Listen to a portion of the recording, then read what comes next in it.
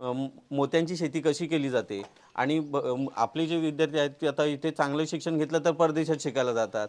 मग स्थानिकांनी परदेशात न जाता स्थानिक लेवलला आपला रोजगार किंवा आपला व्यवसाय कसा उभा करायचा याचा एक चांगलं प्लॅटफॉर्म इथे सरांच्या माध्यमातून आम्हाला पाहायला मिळालं। याचा नक्कीच मुलांना फायदा होईल आणि मुलं नोकरीच्या मागे न जाता स्थानिक लेवलला रोजगार कसा निर्माण होईल आणि स्वतःचा व्यवसाय की ज्या व्यवसायामध्ये आपण स्वतः मालक असतो, म्हणजे दुसऱ्याची चाकरी करण्यापेक्षा आपण स्वतःचे मालक बनू शकतो।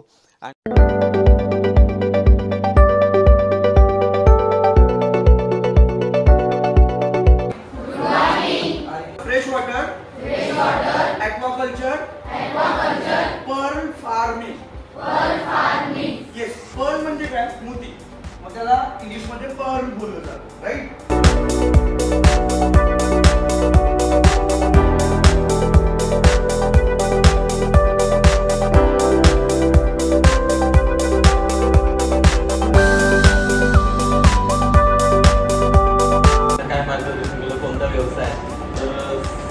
आपल्याला स्वप्नील सरांनी एक चांगला प्लॅटफॉर्म मिळवून दिला त्याबद्दल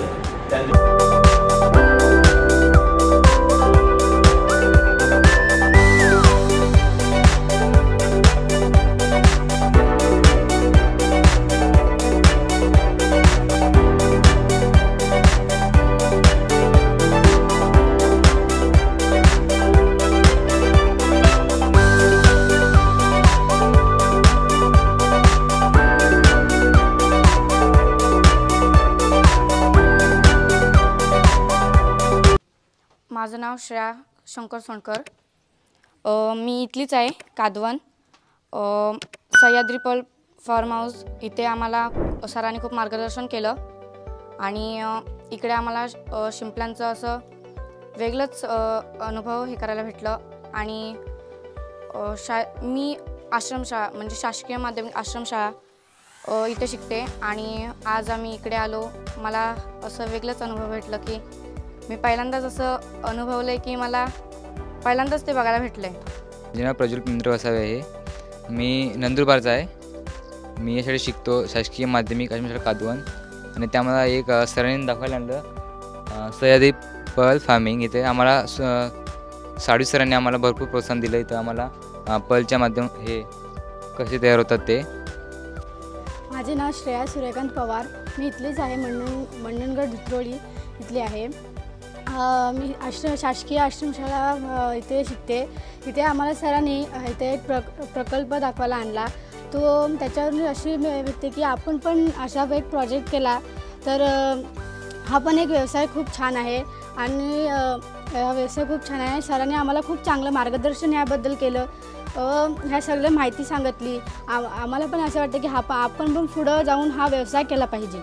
माझं नाव साक्षी संतोष सोनकर। मी शासकीय माध्यमिक आश्रमशाळा कादवनतून आले आहे।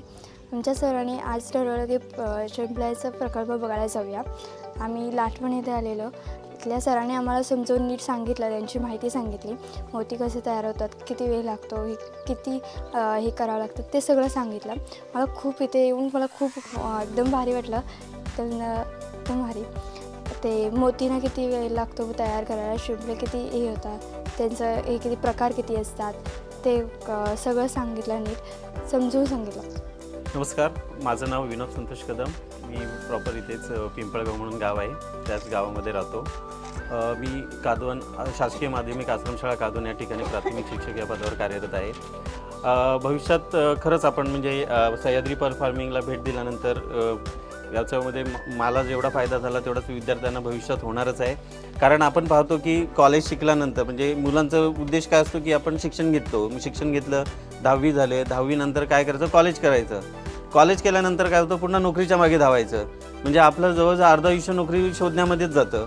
मग आपण भविष्यामध्ये सेटल व्हायचं कधी? तर खरंच सरांनी आम्हाला इथे आल्यानंतर सह्याद्री पर्ल फार्मिंगच्या माध्यमातून मुलांना व्यवसाय प्रशिक्षण म्हणजे आपण भविष्यात काय केलं पाहिजे, तर ह्याच्यामध्येच इथे जे आपला जो हा खरंच हा इथे आपल्याला प्लॅटफॉर्म उभा करून दिलेला आहे। या प्लॅटफॉर्मच्या माध्यमातून मोत्यांची शेती कशी केली जाते आणि आपले जे विद्यार्थी आहेत ते आता इथे चांगलं शिक्षण घेतलं तर परदेशात शिकायला जातात। मग स्थानिकांनी परदेशात न जाता स्थानिक लेवलला आपला रोजगार किंवा आपला व्यवसाय कसा उभा करायचा याचा एक चांगलं प्लॅटफॉर्म इथे सरांच्या माध्यमातून आम्हाला पाहायला मिळालं। याचा नक्कीच मुलांना फायदा होईल आणि मुलं नोकरीच्या मागे न जाता स्थानिक लेवलला रोजगार कसा निर्माण होईल आणि स्वतःचा व्यवसाय की ज्या व्यवसायामध्ये आपण स्वतः मालक असतो, जे दुसऱ्याची चाकरी करण्यापेक्षा आपण स्वतःचे मालक बनू शकतो. आणि हा माध्यमातून हा खरोखरच आम्हाला चांगला या ठिकाणी प्रोजेक्ट पाहायला मिळाला. आणि या प्रोजेक्टचा फायदा मला तर नक्कीच झाला. कदाचित मी आणखी ह्याबद्दल आणखी बऱ्याचशा लोकांना सांगेन. आणि ही जी तरुण पिढी आहे ही नोकरीच्या मागे न धावता नक्कीच ही या व्यवसायांकडे वळली जाईल. आणि आपलं जे स्थलांतर होतं आहे, कारण आता पाहतोय आपली गाव ओस पडायला लागलेले आहेत. गावामध्ये प्रत्येक घरामध्ये 1 ते 2 माणसं अवेलेबल आहेत आत्ता. आणि ही जी पिढी आहे जी पुढे शहरामध्ये न जाता स्थानिकच आपल्या गावामध्ये राहून आपला व्यवसाय करून आपला विकास करतील यात काही शंका नाही. आणि सरांनी आम्हाला ही या ठिकाणी येऊन जी संधी उपलब्ध करून दिली त्याबद्दल मी सरांचे खूप खूप धन्यवाद मानतो. आणि सह्याद्री पर्ल फार्मिंगला भविष्याच्या पुढील वाटचालीसाठी आमच्या सगळ्या शाळेकडून सगळ्या विद्यार्थ्यांकडून खूप खूप शुभेच्छा. धन्यवाद. शासकीय माध्यमिक आश्रमशाळेतील शिक्षक श्री BM गोडके. तर सह्याद्री पल्स फार्मिंग हा प्रोजेक्ट खूप छान आहे. आणि माझे सहाय्यक शिक्षक श्री कदम सरांनी आमच्या सर्व विद्यार्थ्यांना आणि मलासुद्धा इथं येण्याची संधी मिळाली. आणि खरंच हा प्रोजेक्ट खूप छान आहे. आपण सिम्पली पाहतो पण त्याचा उपयोग काय आहे, त्याची किंमत काय आहे, हे सर्व माहिती आपल्याला या प्रकल्पामध्ये आल्यानंतर भेटली. आणि माझ्या सर्व विद्यार्थ्यांनीसुद्धा छान प्रकारे या प्रकल्पाची माहिती आणि शिंपल्याचा उपयोग आणि मोती कसा बनतो, त्याची किंमत काय आहे, परदेशात किती मागणी आहे, हा सर्व जे काही प्रकल्प आहे तो पूर्णपणे त्याचा आपण कसा उपयोग करून घ्यायचा, ही सर्व माहिती या माझ्या विद्यार्थ्यांना इथे मिळाली सह्याद्री पल्स फार्मिंगच्या प्रकल्पातून.